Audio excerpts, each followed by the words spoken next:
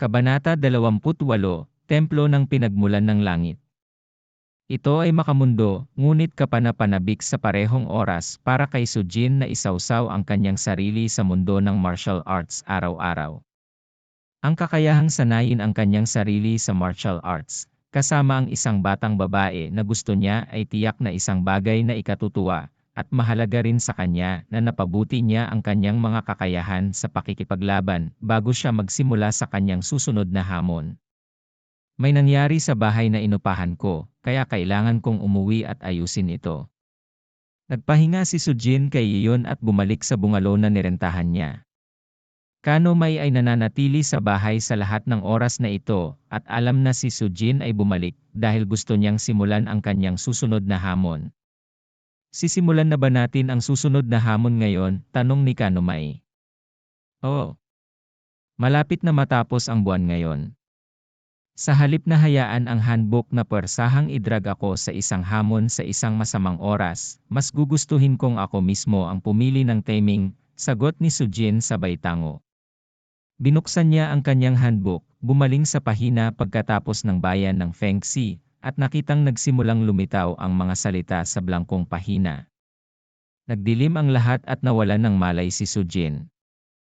Darkness has fallen, and the world is under the control of evil. The only hope that those in the light have is hidden within the temple of the origin of heaven. At this moment, you and your companion have managed to overcome several major obstacles to finally arrive at the temple of the origin of heaven. You must go to the deepest part of the temple and there, you will discover the sparks of light. If you do not reach that place, all that is awaiting you is death. A voice began narrating the introduction to the challenge inside Sujin's head. Just like the last time, this voice was unfeeling, cruel, and could strike despair in the hearts of the listener. It was like a combination of the darkest things in the world. By the time Sujin regained consciousness, he realized that he was in front of an ancient-looking Taoist temple gate. The temple glowed faintly, but the entire area outside of the temple was shrouded in complete darkness. Besides himself, there was Kanomay and 4 others. The other 4 comprised of 3 men and 1 woman. The 3 men were generally older than himself. One was wearing sportswear and looked around 27 or 28 years old. He had a large build and his muscles looked like they were made from steel and ready to bash through anything. The second man looked like he was in his 30s, wore a pair of gold-rimmed spectacles, and seemed like the scholarly sort. He wasn't very tall and was on the skinny side. Ang pangatlong lalaki ay mukhang nasa 30s na rin at nakasuot ng isang pares ng asul na kupas na saplot. Mukha siyang tapat at masipag na lalaki, at kahit hindi siya kasing matipuno ng unang lalaki, mukha pa rin siyang malakas.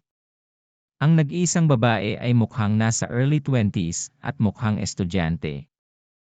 She wore a pair of black-framed glasses at parang yung tipong tahimik. Hawak pa rin niya ang kanyang handbook sa kanyang mga kamay. Nagkamalay na ang lahat sa puntong ito at ang 4 na iba pa ay medyo nataranta at nawala.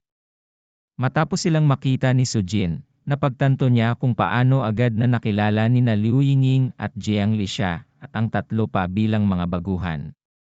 Malamang ay parang naguguluhan din silang 4 na nasa harapan niya ngayon.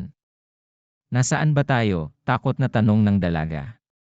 Halatang natakot siya kung paano siya biglang sumulpot sa kakaibang lugar at napaatras ng 2 hakbang sa takot. Kumalma kayong lahat.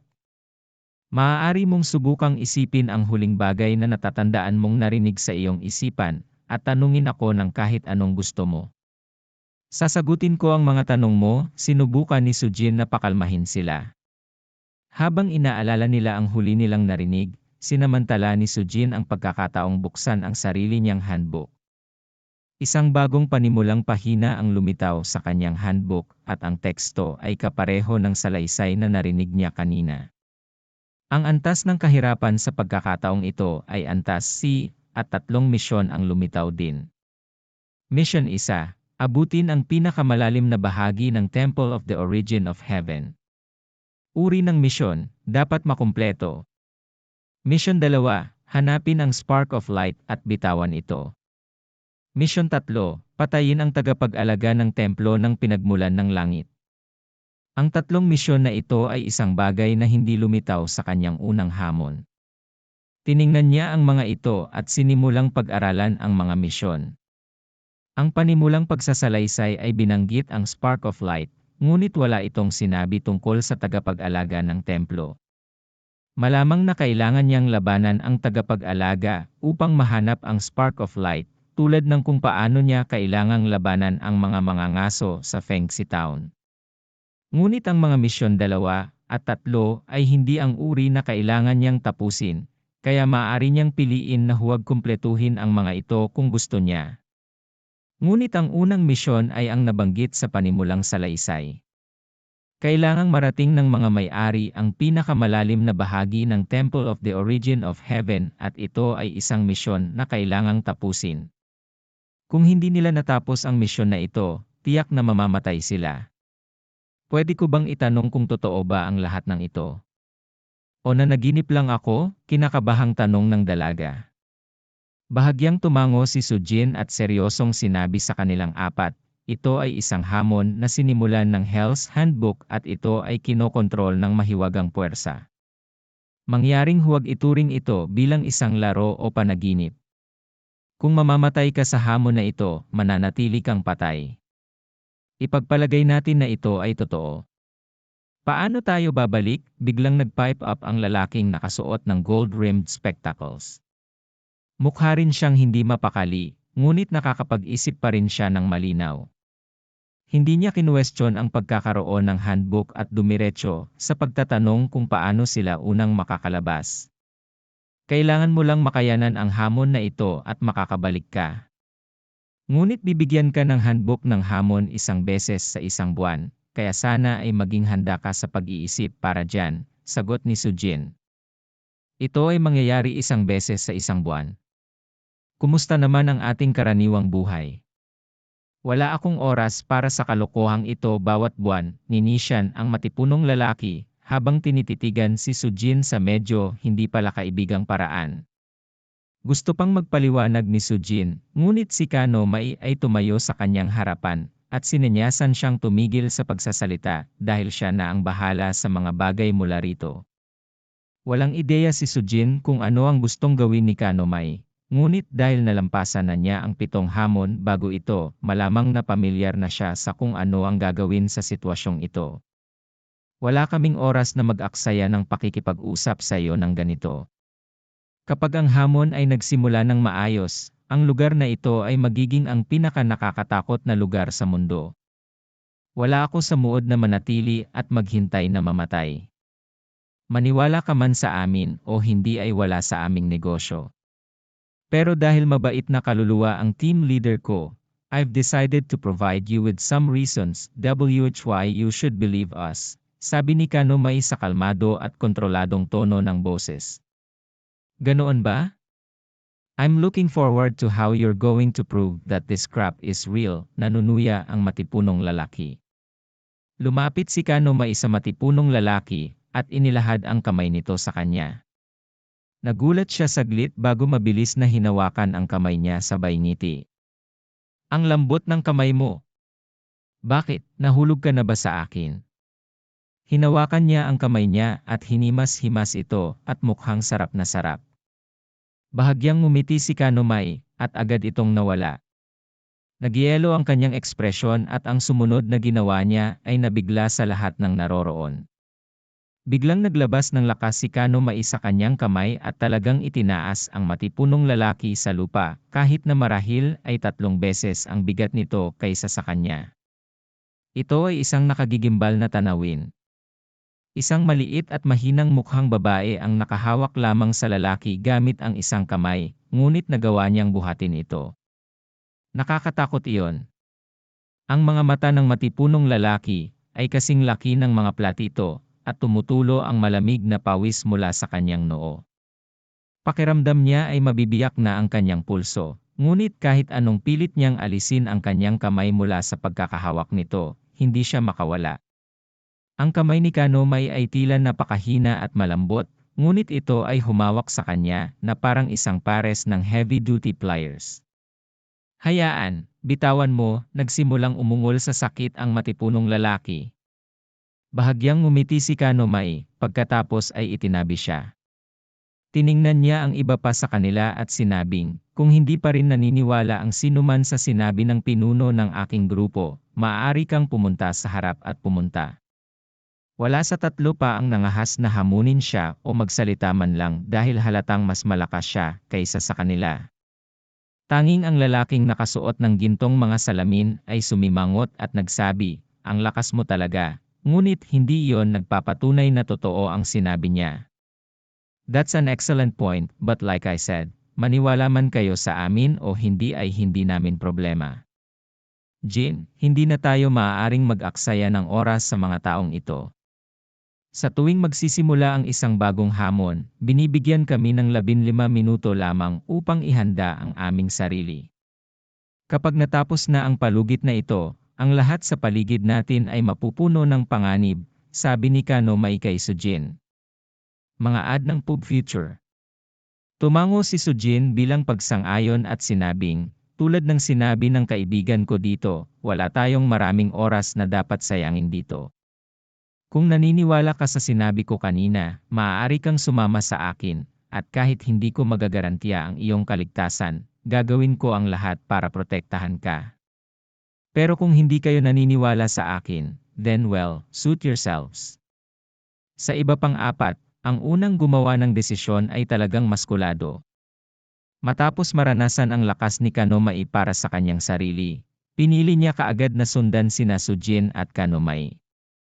Ang tahimik na batang babae ay nagpasya na sundan din sina Sujin at Kanomai pagkatapos mag-isip tungkol dito, habang ang lalaking nakasuot ng gintong rim na salamin sa mata at ang lalaking nakasuot ng asul na saplot ay piniling hindi sumunod sa kanila.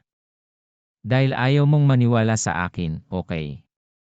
Ngunit iwan ko lang sa iyo ang dalawang mahalagang payo.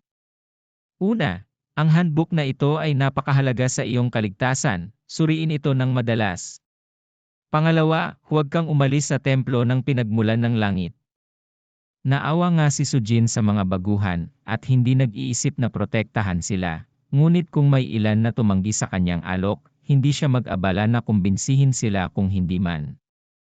Si Kanomai ay mukhang naguguluhan sa desisyon ni Sujin na protektahan ang dalawang baguhan at tila napopuot sa ideya, ngunit si Sujin ang pinuno ng kanyang koponan, kaya wala siyang pagpipilian kundi ang sumama dito. Tara na! Hindi na tayo makakatagal dito.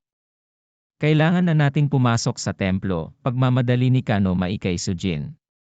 Tumango si Sujin at inakay ang tatlo pa sa templo.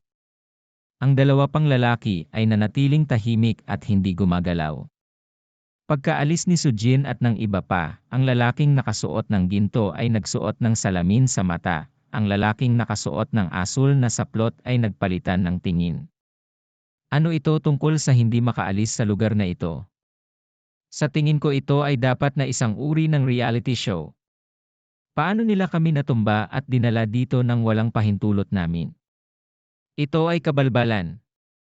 Idedemanda ko ang mga taong ito kapag nakaalis na tayo rito, galit na pinutol ng lalaking nakasuot ng gintong rimmed na salamin sa mata. Idemanda sila? It's very expensive to hire an attorney, tahimik na sabi ng lalaking naka-blue na saplot. Hindi siya ang tipo ng inisyatiba, kaya kung hindi siya nakumbinsi ng ibang lalaki kanina na manatili sa likuran, sana ay sumama siya kay Sujin tulad ng iba. Huwag kang mag-alala, abogado ako. Hanggat pinagkakatiwalaan mo ako, sisiguraduhin kong babayaran nila tayo ng naaangkop. Kapag nakakuha ka na ng sapat na kabayaran, hindi na magiging problema sa iyo ang mga bayarin ko, sabi ng lalaking nakasuot ng gintong salamin na may malaking ngiti habang tinatapik ang mga balikat ng kausap sa paraang sigurado. Gumaan ang pakiramdam ng lalaking naka-coverall sa narinig. Binuksan ng lalaking nakasuot ng gold-rimmed spectacles ang torchlight function ng kanyang telepono at sinimulan nilang subukang makalabas sa lugar na ito. Ngunit hindi nagtagal ay napagtanto nilang dalawa na may napakalaking problema. Kahit na sinindihan ng lalaking nakasuot ng gintong salamin ang kanyang tanglaw sa dilim, wala pa rin silang makita. Ang dilim ay tila kasing kapal ng likido at ganap na malabo. Ito, kakaiba talaga. Ang lalaking nakasuot ng gintong rimmed na salamin ay nakatingin sa dilim na nagtataka. Sa sandaling iyon, tila nabuhay ang kadiliman nang magsimulang magtipon ang isang itim na hamog sa harap ng dalawang lalaki. Ano ang nangyayari? Ang lalaking naka-coverall ay inabot upang hawakan ang itim na fog na kakaiba. Isang bugso ng itim na fog ang biglang sumugod patungo sa lalaking naka-coverall, at sa sobrang takot niya, ay sinubukan niyang bawiin ang kanyang kamay mula sa fog. Ngunit ang hamog ay mas mabilis kaysa sa kanya, at ang makapal na hamog ay agad na binalot sa braso ng lalaki. HH! Ang lalaking naka-coverall ay sumigaw at bumagsak sa lupa. Siya ay patuloy na gumugulong-gulong at ang lalaking nakasuot ng gintong salamin sa mata ay gustong tulungan siya, ngunit nang makita niya ang braso ng lalaki, agad siyang umatras ng ilang hakbang. Ang kanyang braso ay parang kinagat at numunguya ng kung ano at nakikita na ng isa ang kanyang buto. Sagipin mo ako! Sinubukan ng lalaking naka-coverall na abutin ang isa pang lalaki para humingi ng tulong. Namula ang mukha niya sa sakit at namumugto ang mga mata niya na parang anumang minuto ay lalabas na. Ang lalaking nakasuot ng gintong rimmed na salamin ay nag-alinlangan sandali, ngunit sa wakas ay nagpasya na abutin ang isa pang lalaki palayo sa itim na fog. Ngunit bago pa man maabot ng kanyang kamay ang kabilang lalaki, biglang tumindi ang hamog sa kanyang mga braso at tuluyang kinaladkad ang lalaki sa dilim. Kabanata 20, Itim laban puti. Dahan-dahan silang apat na pumasok sa Temple of the Origin of Heaven. Napakalaki ng Daoist Temple na ito, kaya kahit pumasok na sila sa templo, nakikita lang nila ang silhouette ng ilang gusali sa di kalayuan sa likod ng front hall. Hayaan mo akong magpakilala. My name is Sujin, I'm an office worker, and I've went through one challenge so far. Pakilala ni Sujin sa dalawang baguhan. Ang pangalan ko ay Kanomay, isa akong freelancer, at napagdaanan ko ang 7 hamon sa ngayon. Ipinakilala ni Kanomay ang kanyang sarili pagkatapos ni Sujin. Ang tahimik na babaeng estudyante ay nahihiyang nagpakilala. Ang pangalan ko ay Tanxin, nasa 2nd taon na ako sa universidad. Ang pangalan ko ay Shaiteng, isa akong fitness trainer. Matapos siyang turuan ng Kanomay kanina, natuto siyang kumilos. Tumango si Sujin sa kanila para kilalanin ang kanilang mga pagpapakilala. Sa kanilang dalawa, si Shaiteng ay tiyak na mukhang kaya niyang lumaban at malamang na makakatulong sa mga ordinaryong tao. Hindi niya akalain na malaki ang maitutulong ni Tanxin sa aspetong iyon, ngunit sa kabutihang palad, ang hamon na ito ay nasa level C lamang. Ayon sa paliwanag ni Jiang Li, kakayanin pa rin ng mga ordinaryong tao ang antas na ito hanggat hindi masyadong malas. Bukod pa rito, mayroon na siyang Kanomay, isang makaranasang may-ari na nakaligtas sa 7 hamon bago ito. Medyo mataas ang tsansa na malagpasan nila ang hamon na ito. Ang misyon sa pagkakataong ito ay maabot ang pinakamalalim na bahagi ng templo. May ideya ba kayo? Nagpasya si Sujin na mangalap ng ilang opinyon kung sakaling mapatunayang matatalino ang mga baguhan. Ang pinakamalalim na bahagi ng templo. Iyan ba ay tumutukoy sa bahagi ng templo na pinakamalayo sa tarangkahan? Medyo nahihiyang tanong ni Tanxin matapos itong isipin. Bahagyang tumango si Sujin para magpasalamat sa kanyang opinyon, ngunit sumingit si Kanomay. So, ang pinakamalalim na bahagi ng templo na nasa ibabaw ng lupa. Ngunit maaari rin itong tumukoy sa isang lugar sa ilalim ng lupa, tama ba? Kung ang templong ito ay may mga istruktura sa ilalim ng lupa, kung gayon ang salitang pinakamalalim ay maaaring literal na tumutukoy doon. Tama ka. Kung pinag-uusapan mo ang dalawang eroplanong ito, pareho silang posible. Ngunit ang pinakamalalim na bahagi na ito ay maaaring may ibang kahulugan. Maaaring tinutukoy nito ang core, ang gitnang bahagi ng templo. Sinimulan ni Sujin na isaalang-alang ang kanyang mga pagpipilian. Ang impormasyong ibinigay ng handbook ay hindi masyadong tumpak, at ang mga salitang ginamit nito ay madaling mapagkakamalan ng mga may-ari depende sa kung paano sila tinukoy ng mga may-ari, kaya't kailangan itong nguyain ng mabuti. Napaka-importante ba niyan? Ito ay isang templo lamang, hindi ba? Hanapin na lang natin at hahanapin natin, di ba? Nagtatakang tanong ni Shaiteng. Nagpalitan ng tingin sina Sujin at Kanomay, at ipinaliwanag ni Sujin, bawat hamon sa handbook ay puno ng mga panganib. Kung hindi mo susuriin ng maayos ang mga pahiwatig na ibinigay, maaari itong magresulta sa napakalubhang kahihinatnan sa loob ng hamon. Malubhang kahihinatnan. Gaano sila kalubha? Hindi pa rin sineseryoso ni Shiteng ang lahat ng ito.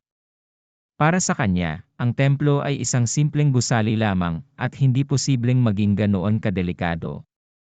Maaari kang mamatay, ganoon kalubha, sambit ni Kanomai na Mayelo. Parehong nagulat sina Shiteng at Tansin, kaya sinabi ni Sujin, tama si May. Kaya, kung ayaw mong mamatay, mas mabuting mag-ingat ka. Mag-ingat ka hanggat kaya mo. By this point, nakapasok na sila sa front hall. Ang mga malalambot na kandila ay nasusunog sa loob ng bulwagan, ngunit ang mga kandilang ito ay napakalaki at mas kamukha ng mga haligi na humawak sa bulwagan. Ang makapal na patak ng wax ay natipon sa ilalim ng mga kandila na nagmistula sa kanila na isang nakataas na plataporma na ilang palapag ang taas. Isang napakalaking apoy ang kumikislap sa paligid ng mitsa na nagpapakulay sa buong bulwagan ng kaparehong dilaw na kulay nito. Ang dalawang gilid ng front hall ay pinalipad ng dalawang malalaking estatwa. Isang general na nakasuot ng puting baluti ang nakatayo sa isang gilid na may hawak na gintong espada at isang mabagsik na tingin sa kanyang mukha. Ang isa pang estatwa ay isang demonyong nababalutan ng itim na apoy at ang ekspresyon nito ay parang baliw. Ang dalawang estatwa ay direktang magkatapat at galit na nakatingin sa isa't isa. Sa paanan ng dalawang higanteng estatwa na ito ay isang grupo ng mga estatwa na halos kasing laki ng karaniwang tao. Ang iba ay puti at ang iba ay itim. Lahat sila ay naukit ng iba, ngunit lahat sila ay mukhang malapit ng sumunggab sa isa't isa anumang oras. Mag-ingat ka! Sa tingin ko ay hindi ligtas ang lugar na ito. Bahagyang ipinikit ni Kanomay ang kanyang mga mata, at nakita ni Sujin ang isang lilang flash sa kanyang mga mata. Natamo ko ang kasanayang ito mula sa isa sa mga hamon na natapos ko. Maaari nitong pagandahin ang aking paningin, ngunit dahil hindi ko pa na-activate ang aking espiritong kapangyarihan, hindi ko nabago ang uri ng mga bagay na nakikita ko, paliwanag ni Kanomay kay Sujin nang mapansin niyang nakatitig ito sa kanyang mga mata. Iyan ay isang magandang kasanayan na mayroon. Napakataas ng iniisip ni Sujin tungkol sa mga kasanayang maaaring magpapataas ng natural na pandama ng isang tao. Habang dahan-dahang gumagalaw ang apat, pinagmamasdan nila ang mga estatwa sa magkabilang gilid ng bulwagan sa harapan at napagtanto nilang tila nagkukwento sila ng isang sinaunang alamat. Kahit na hindi ginamit ang mga salita, ang posisyon at pose ng mga estatwa mula sa simula ng koridor hanggang sa dulo ay sapat na upang maihatid ang kwento ng halos. Mukhang digmaan sa pagitan ng mabuti at masama. Ang puting bahagi ay kumakatawan sa mabuti, at ang itim na bahagi ay kumakatawan sa kasamaan. At sa huli bahagyang nanghina ang ekspresyon ni Sujin nang mapagtanto niyang may malaking taijito sa dulo ng dalawang hanay ng mga estatwa. Ang isang karaniwang taijito ay binubuo ng isang puting bahagi at isang itim na bahagi at ito ay kumakatawan sa universo pati na rin ang liwanag at madilim, o yin at yang. Mayroon ding puting bilog sa itim na bahagi at isang itim na bilog sa puting bahagi na nagmistulang dalawang isda na nakapatong sa buntot ng isa't isa, na isang simbolo na ang magkasalungat na puwersa ng kalikasan ay mga puwersa rin na umaasa sa isa't isa upang umiral. Ang pagtutulungan ng dalawang sukdulan ay ang pangunahing paniniwala ng Taiji, ang pilosopiya na gumamit ng simbolong ito. Ngunit iba ang Taijito na ito. Ang mga itim at puting bahagi ay iginuhit tulad ng karamihan sa Taijito, ngunit walang bilog na magkakaibang kulay sa gitna. Nang tingnan ito ng malapitan ni Sujin, tila hindi ito isang Taijito, o hindi bababa sa ito ay hindi kumpleto. So, nanalo ba ang mabuting panig o nanalo ba ang masamang panig sa huli? Nagtatakang tanong ni Tanxin. Hindi niya matukoy kung sino ang nanalo mula sa pagtingin lamang sa hindi kumpletong Taijito na ito. Saglit na nag-isip si Sujin, pagkatapos ay sinabi kay Tanxin at Shiteng, maaari ba kayong dalawa na tingnan ang inyong mga handbook? Ang handbook ay kadalasang nagbibigay sa mga baguhan ng karagdagang pahiwatig o dalawa, para mabigyan tayo ng sagot. Agad na binuksan ni Shiteng ang kanyang handbook at napansin na mayroon talagang bagong nilalaman sa loob.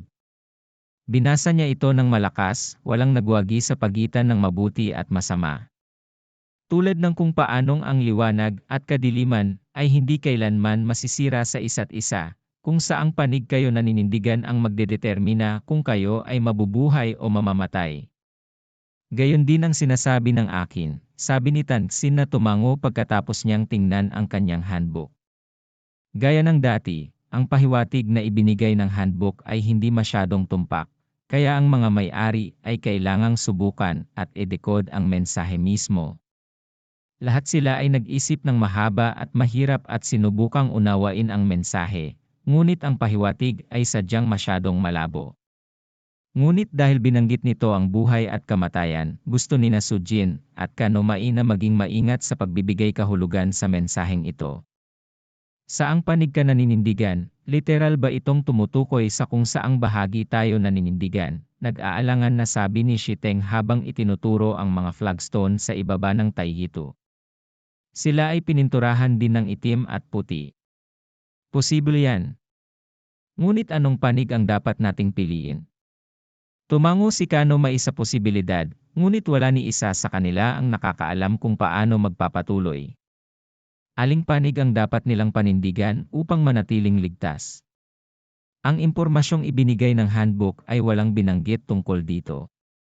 Sa tingin ko ang pinakaligtas ay pumili na lang ng magkaibang panig ng bawat isa para hatiin natin ang panganib, sabi ni Kanomai habang tinitingnan niya ang opinyon ni Sujin.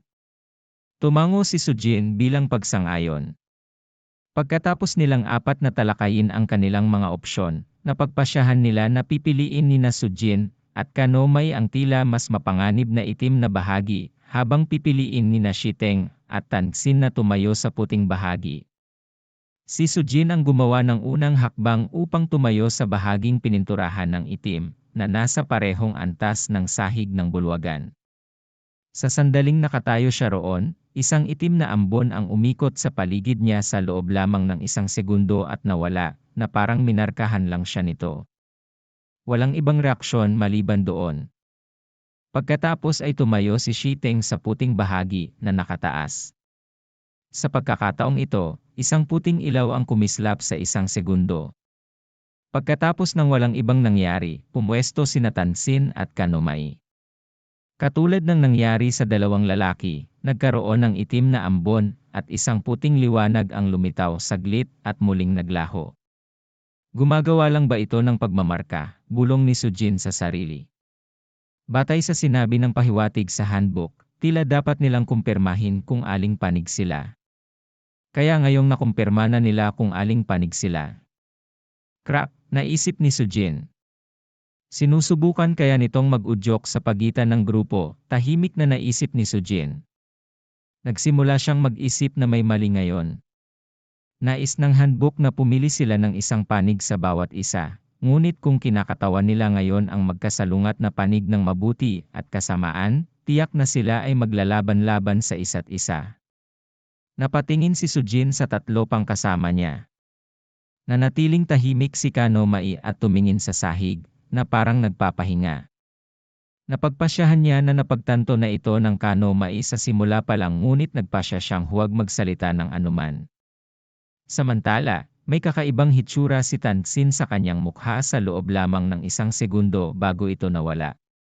Mabilis itong dumaan, kaya naisip ni Sujin na baka nagkamali siya. Natuklasan din ba niya ang problemang ito? Sumimangot si Sujin, dahil kung kailangan nilang mag-away sa isa't isa, tiyak na mamamatay ang newbie team. Ako, iniisip ko, gusto ba ng handbook na hatiin tayo sa dalawang paksyon dahil dapat tayong mag-away. Si Tanxin ay mukhang napakahirap para sa kanya na magdesisyon kung sasabihin niya kay Sujin o hindi at sa wakas ay nagpasya siyang humugot ng lakas ng loob na ilabas ang isyong ito. Bumagsak ang ekspresyon ni Shaiteng. Matapos banggitin ni Tanxin ang posibilidad na ito, naramdaman din niya na ito ay isang posibilidad. Ngunit pagkatapos niyang maranasan kung ano ang kaya ng kanumay, alam niyang hindi siya katapat ng kanumay. Posible, sabi ni Sujin habang tapat siyang tumango. Pagkatapos ay sinabi niya, pero hindi naman kailangang mag-alala kayong dalawa. Kahit na dapat tayong maging magkasalungat na panig, maaaring hindi natin kailangang lumaban hanggang kamatayan. Bukod pa rito, ang tanging misyon na kailangan nating tapusin ay maabot ang pinakamalalim na bahagi ng templong ito. So even if we're in opposing teams, we'll be fine as long as iisa ang goal namin. Ngunit si Tanxin ay isang napakatalino na babae. Kung hindi niya matutuklasan ang posibilidad na ito ng napakabilis. Hindi siya naniwala sa sinabi ni Sujin, at naramdaman niyang sinusubukan niya lang silang aliwin. Hayaan mo muna akong sabihin ito. Kung talagang kailangan nating umabot sa punto na ang isang panig ay dapat manalo, at ang kabilang panig ay dapat matalo, handa akong matalo hanggat hindi ako kailangang mamatay. I just hope that both of you can keep me safe, seryosong sabi ni Tanxin kina Sujin at Kanumay. Nagpalitan ng tingin sina Sujin at Kanumay. Matalino talaga ang babaeng ito. Mabilis niyang sinabi sa kanila kung ano ang kanyang paninindigan sa bagay na ito para malaman nila na hindi siya nagbabanta sa kanila kahit na kailangan nilang mag-away. At dahil siya ay isang estudyante lamang, tiyak na siya ay tila hindi nakakapinsala. I share the same sentiments. Alam kong pareho kayong mabigat, kaya hanggat hindi ko kailangang mamatay, mas gugustuhin kong aminin ang pagkatalo, sabi ni Shiteng. Mukhang natakot siya na baka hindi siya paniwalaan ng mga ito, kaya itinaas niya ang dalawang braso bilang pagsuko. Bumulong si Kanumay kay Sujin, makakapagdesisyon ka. Sige, magkasundo tayo dyan. Pero huwag kang umalis sa line of sight natin, okay, sabi ni Sujin. Handa siyang protektahan ang mga baguhan, ngunit kailangan muna niyang igarantiya ang sarili niyang kaligtasan. Kung ang dalawang baguhan ay nagbanta sa kanyang kaligtasan, kung gayon ay tiyak na sasalakayin niya ang problema sa simula. Nakuha ko! Nakuha ko! Agad namang tumango ng mariin ang dalawa. Sa sandaling iyon, umalingaw-ngaw ang isang nakakatakot na ingay sa bulwagan. Agad na naging alerto sina Sujin at Kanumay. Isang lilang liwanag ang kumislap sa mga mata ni Kanumay. Pagkatapos ay nanlaki ang kanyang mga mata sa takot habang sinisigawan niya si Sujin, tumakbo. Ang mga rebulto ay nabuhay. Ang Taijito ay isang termino na tumutukoy sa isang simbolo ng Tsino para sa konsepto ng yin at yang. Ito ang universal na simbolo ng relihiyon na kilala bilang Taoism, at madalas ding ginagamit ng mga hindi Taoista upang kumatawan sa konsepto ng mga magkasalungat na umiiral sa pagkakaisa. Ang Taijito ay binubuo ng isang pinaikot na pattern sa loob ng isang bilog,